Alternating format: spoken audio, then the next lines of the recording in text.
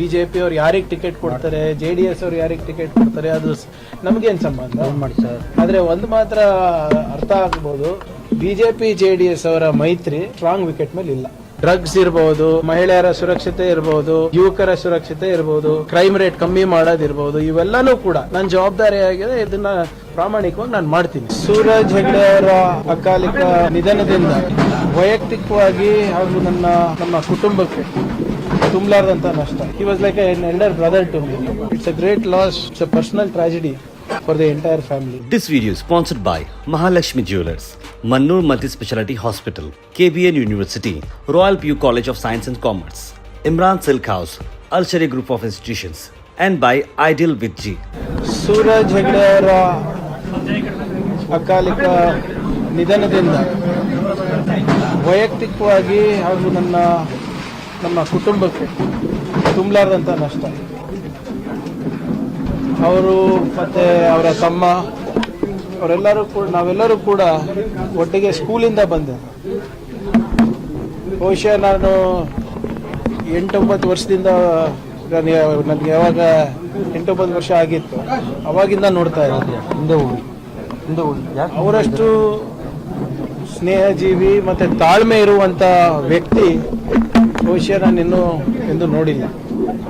ಎಲ್ಲರಿಗೂ ಒಳ್ಳೇದು ಬಯಸೋರು, ಯಾರ ಬಗ್ಗೆನೂ ಕೂಡ ಅಸೂಯೆ ಮಾತಾಗ್ಲಿ ಅಥವಾ ಹೊಟ್ಟೆ ಕಿಚ್ಚಿನ ಮಾತಾಗ್ಲಿ ಯಾವತ್ತೂ ಕೂಡ ಮಾತನಾಡೋದು, ಎಲ್ಲರಿಗೂ ಒಳ್ಳೇದನ್ನೇ ಬಯಸಿದಂಥವ್ರು. He was like an elder brother to me. ಇವತ್ತು ಅವರು ಇಲ್ಲ ಅಂದರೆ ನಿಜವಾಗ್ಲೂ ನಮ್ಮ ಕುಟುಂಬದಲ್ಲಿ ಯಾರಿಗೂ ನಂಬಕ್ಕಾಗ್ತದೆ. ಈಗಲೂ ಕೂಡ ಖರ್ಗೆ ಸಾಹೇಬ್ರು ನಾನು ಫೋನ್ ಮಾಡಿ ಯಾಕಿನ್ನ ಹೋಗ್ತಾ ಇಲ್ಲ ಅಂತ ಕೇಳ್ತಾ ಇದ್ರು. ನಮ್ಮ ತಾಯಿಯವ್ರಿಗೆ ಕೂಡ ಕರ್ಕೊಂಡು ಹೋಗ್ತಾ ಇದ್ದೀನಿ. So it's a great loss. It's a personal tragedy for the entire family. ಆಮೇಲೆ ಪಕ್ಷ ನಿಷ್ಠೆ ಅವರಿಂದ ನಮ್ಮ ಯುವಕರು ಕಲಿಬೇಕು. ತಮಿಳ್ನಾಡಿಗೆ ಹಾಕಿದ್ರೆ ತಮಿಳ್ನಾಡಿಗೆ ಹೋಗೋರು, ಮಹಾರಾಷ್ಟ್ರಕ್ಕೆ ಹಾಕಿದ್ರೆ ಮಹಾರಾಷ್ಟ್ರಕ್ಕೆ ಹೋಗೋರು, ಅಸ್ಸಾಮಿಗೆ ಹೋಗೋರು, ಇಲ್ಲಿ ಯಾವುದೇ ಗ್ರಾಮ ಪಂಚಾಯತ್ ಚುನಾವಣೆಯಲ್ಲಿ ಕೂಡ ಅವ್ರ ಸಹಕಾರ ಬೇಕಾಗಿದ್ರೆ ಅಲ್ಲೂ ಕೂಡ ಕೆಲಸ ಮಾಡೋರು. ಪಕ್ಷಕ್ಕೆ ಒಂದು ದೊಡ್ಡ ಆಸ್ತಿ ಆಗಿದ್ರು.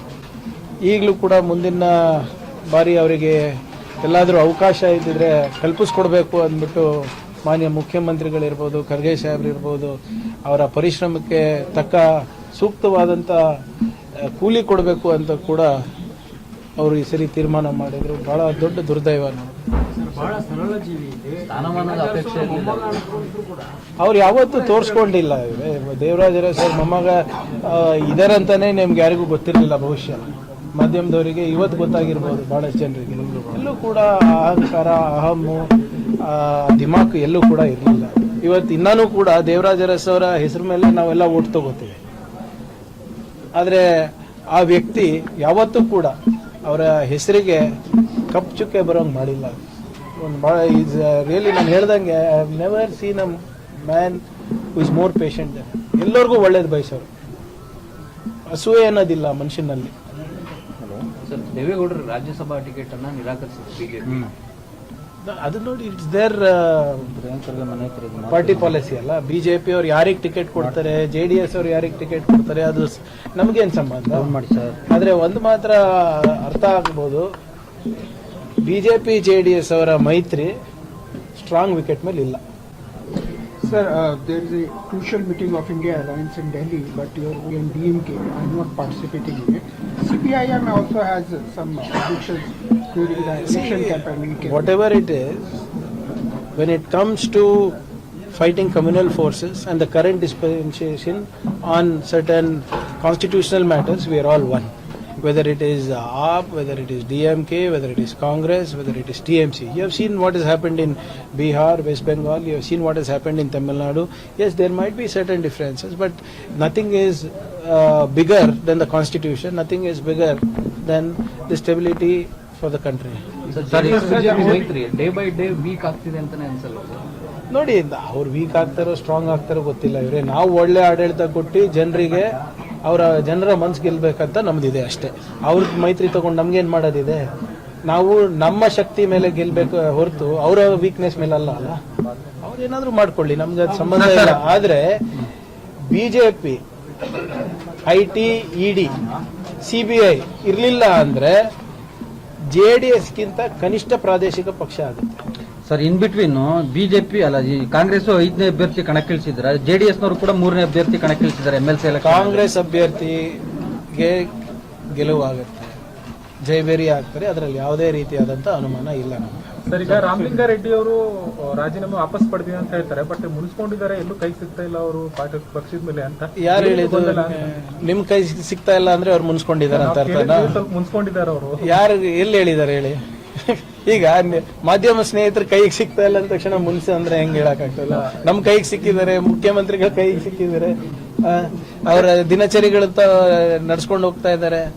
ರಾಮಲಿಂಗ ಅದೇ ಖಾತೆ ಮುಂದುವರಿಯುತ್ತಾರೆ, ಯಥಾಸ್ಥಿತಿ ಮುಂದುವರಿಯುತ್ತಾರೆ. ವರಿಷ್ಠರು ತೀರ್ಮಾನ ಮಾಡಿದ್ದಾರೆ, ಅವರು ಸ್ಟೇಟ್ಮೆಂಟ್ ಕೊಟ್ಟಿದ್ದಾರೆ, ಮುಖ್ಯಮಂತ್ರಿಗಳು ಸ್ಟೇಟ್ಮೆಂಟ್ ಕೊಟ್ಟಿದ್ದಾರೆ. ಮತ್ತೆ ಅವರಿಬ್ಬರು ಸ್ಟೇಟ್ಮೆಂಟ್ ಕೊಟ್ಟ ಮೇಲೆ ನಾವೆಲ್ಲ ಮಾತಾಡೋದು ಅಪ್ರಸ್ತುತ ಅಲ್ವಾ? ಯಾರು ಸಂಬಂಧಪಟ್ಟವ್ರು ಮಾತಾಡಿದ್ಮೇಲೆ it does not matter what I have to say. Sir Krishna ಬೈರೇಗೌಡರು ಕೂಡ BDA BMRD ಅನ್ನು ಕೂಡ ಸೇರಿಸಿ ನನಗೆ ಕೊಡಿ ಅಂತ ಅದ್ರ ಬಗ್ಗೆ ಮಾಹಿತಿ ಇಲ್ಲ.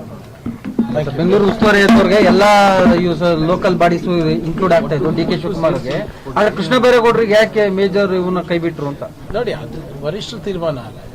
ಆಮೇಲೆ ಅದೇನಿದೆ ನಮ್ಗೆ ಹೆಚ್ಚಿನ ಮಾಹಿತಿ ಇಲ್ಲ, ಮುಖ್ಯಮಂತ್ರಿಗಳೇ ಹೇಳ್ಬೋದು. ತಿಳಿಸ್ತಾ ಇಲ್ಲ.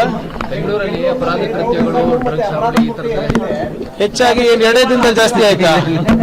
ಇಲ್ಲ, ಹೆಚ್ಚಾಗ್ತಾ ಇದೆ ಅಂದ್ರೆ 2 ದಿನದಲ್ಲಿ ನಾನು ಚಾರ್ಜ್ ತಗೊಂಡು 48 ತಾಸಾಗಿಲ್ಲ. ಖಂಡಿತವಾಗಿ ನೋಡಿ, ಇಟ್ಸ್ ಮೈ ರೆಸ್ಪಾನ್ಸಿಬಿಲಿಟಿ. ನಾನೇ ಜವಾಬ್ದಾರಿ ಅಲ್ವಾ ಏನು ಆಸ್ ಹೋಮ್ ಮಿನಿಸ್ಟರ್. ಖಂಡಿತ ನಾನು ಹೇಳಿದ್ದೀನಿ, ಈ ಇಲಾಖೆ ಆಳ ಅಗಲ ಬಹಳ ಇದೆ, ಇದು ತಿಳ್ಕೊಳ್ಳೋಕೆ ನಂಗೆ ಸ್ವಲ್ಪ ಸಮಯ ಬೇಕಾಗ್ತದೆ. ಬಟ್ ಏನೇ ಇದ್ರೂ ಕೂಡ ಒಂದು ಪ್ರಾಮಾಣಿಕ ಪ್ರಯತ್ನ ನಮ್ಮ ಕಡೆಯಿಂದ ಇರ್ತದೆ. ಡ್ರಗ್ಸ್ ಇರ್ಬೋದು, ಮಹಿಳೆಯರ ಸುರಕ್ಷತೆ ಇರ್ಬೋದು, ಯುವಕರ ಸುರಕ್ಷತೆ ಇರ್ಬೋದು, ಕ್ರೈಮ್ ರೇಟ್ ಕಮ್ಮಿ ಮಾಡೋದಿರ್ಬೋದು, ಇವೆಲ್ಲನೂ ಕೂಡ ನನ್ನ ಜವಾಬ್ದಾರಿಯಾಗಿದೆ. ಇದನ್ನ ಪ್ರಾಮಾಣಿಕವಾಗಿ ನಾನು ಮಾಡ್ತೀನಿ. ಸ್ವಲ್ಪ ನಮಗೆ ತಿಳ್ಕೊಳ್ಳಿಕ್ಕೆ ಟೈಮ್ ಬೇಕಾಗುತ್ತೆ. This video is sponsored by Mahalakshmi Jewelers, Mannur Multi-Speciality Hospital, KBN University, Royal PU College of Science and Commerce, Imran Silk House, Al Sharia Group of Institutions, and by Ideal with G.